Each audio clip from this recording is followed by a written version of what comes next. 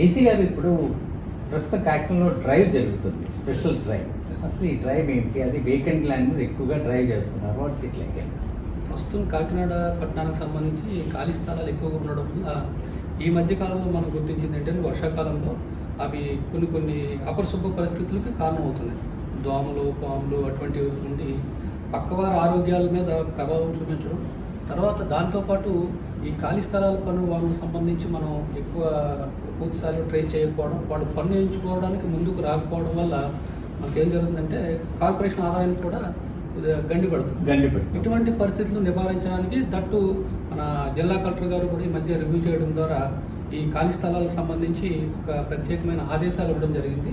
దాన్ని బేస్ చేసుకొని మనం ఎవ్రీ వీక్ కూడా పెట్టి ఈ పరిస్థితులన్నీ నివారించడం ద్వారా కార్పొరేషన్కి ఆదాయం రాబట్టడంతో పాటు ఈ బేసిక్ కమ్యూనిటీస్ కల్పించడం పట్ల దృష్టి పెట్టడానికి, తర్వాత నవంబర్ 25 లోపు దీనిపైన ఎంతో కొంత ఫలితం రాబట్టడానికి మా ప్రయత్నం మేము చేయడం జరిగింది. శ్రీనివాస్ గారు మీరు ఒక విషయం చెప్పారు, పన్ను వేయించుకోకపోవడం అన్నారు. అది చూస్తే నేను పబ్లిక్లో ఉండగా పబ్లిక్తో పన్ను వేయించుకోవడం ఏంటి అని చెప్పి చాలామంది అడిగారు. ఎందుకంటే నాకు తెలిసిన వాళ్ళు చాలామంది ల్యాండ్ కొని ఉంచారు, కానీ పన్ను వేయించుకోవడం అనేది ఏంటి సార్? టెక్నికల్గా వాట్ ఇస్ దట్ లైక్?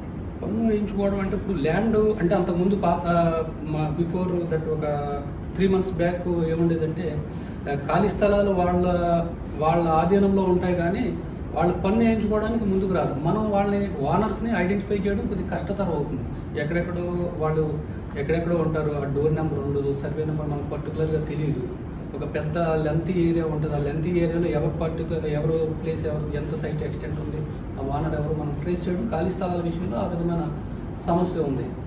దానికోసం మనం ఈ అవేర్నెస్ కార్యక్రమాలు చేపట్టడం తప్ప మనం ఏ విధంగానూ ఎటువంటి తీసుకోలేకపోతాం. ఈ మధ్యకాలంలో ఏం జరిగిందంటే ఇప్పుడు IGRS మన రిజిస్ట్రేషన్ డిపార్ట్మెంటు మన మున్సిపల్ డిపార్ట్మెంట్ వెబ్సైట్లు ఇంటిగ్రేట్ చేయడం వల్ల ఎటువంటి ట్రాన్సాక్షన్ జరగాలన్నా ఖాళీ స్థలం అమ్మాలన్నా కొనాలన్నా సరే మనకి ముందుగా పన్ను క్లియరెన్స్ చేసిన తర్వాతే అది ఉండడం వల్ల కొంతవరకు ఈ మధ్యకాలంలో సమస్య తగ్గింది. ఆ పాత ఓల్డ్ ఖాళీ స్థలాలకైతే మనం ఈ విధమైన సమస్య ఎదుర్కోవడం జరుగుతుంది. డీసీ గారు ఈ అసెస్మెంట్ అంటున్నారు, వాట్ ఈస్ దిస్ అండి? అసెస్మెంట్ అంటే ఏంటి?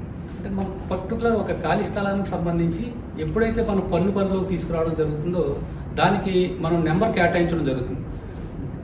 తదుపరి దీనిపై జరిగే మొత్తం ట్రాన్సాక్షన్ అంతా ఆ అసెస్మెంట్ నెంబరు 10 డిజిట్ నెంబర్ ఉంటుంది. ఆ డిజిట్ నెంబర్ మీద మనం ఆ ట్యాక్స్ వేసుకోవడం కానీ, తర్వాత దాని మీద మనం బిల్డింగ్ ప్లాన్ అప్రూవల్ కానీ, తర్వాత ఇంటి పన్ను కానీ, ఇవన్నీ కూడా ఆ అసెస్మెంట్ నెంబర్ పర్టికులర్ నెంబర్ మీదే కంటిన్యూ అవ్వడం జరుగుతుంది.